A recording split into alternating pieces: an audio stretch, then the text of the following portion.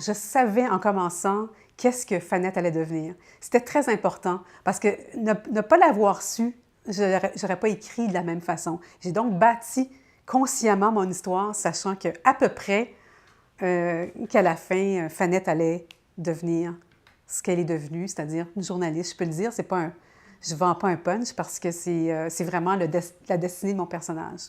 Et je me suis dit, qu'est-ce qui pourrait faire en sorte que je vivrais une sorte, que j'écrirais beaucoup, beaucoup, beaucoup et que j'aurais beaucoup de plaisir à le faire. Puis je me suis dit, le roman historique, je n'avais pas vraiment pensé à ça avant, mais Libre Expression en cherchait, puis je me suis dit, bien, pourquoi pas? Mais là, il fallait trouver le sujet, parce qu'il y a tellement, tellement de possibilités. Et là, moi, j'ai toujours été une 19e-iste, j'adore le 19e siècle. Les auteurs du 19e me passionnent depuis toujours. Alors, je me suis dit 19e. Ça s'est imposé rapidement.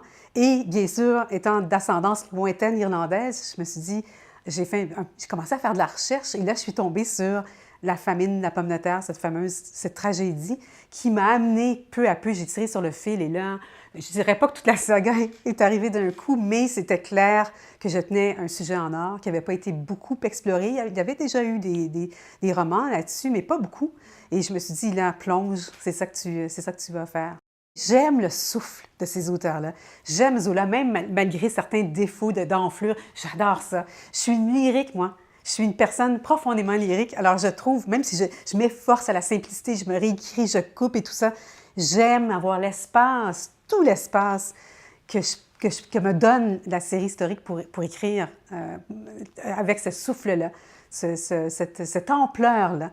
Et puis, évidemment, je ne me prends pas pour Balzac ou Zola ou aucun de ces auteurs-là. Ce n'est pas la question, c'est plus le genre qui m'intéresse et de faire, en fait, mon métier de scénariste me sert beaucoup parce que je fais du dialogue. J'ai des décors grandioses, des scènes sans limite de budget qui me ravissent absolument.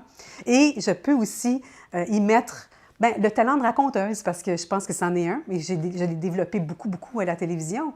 C'est pour ça que c'est comme si je ramenais le théâtre, la télé, tous mes métiers, finalement, dans le roman. Et ça me permet d'explorer toute la gamme, finalement, d'écriture, d'émotions, des rencontres avec des personnages historiques que je vais intégrer à mon roman. Et ça fait du bien de ne pas être dans le contemporain, dans la mesure où je peux prendre dans le passé ce qui me fait mal aujourd'hui.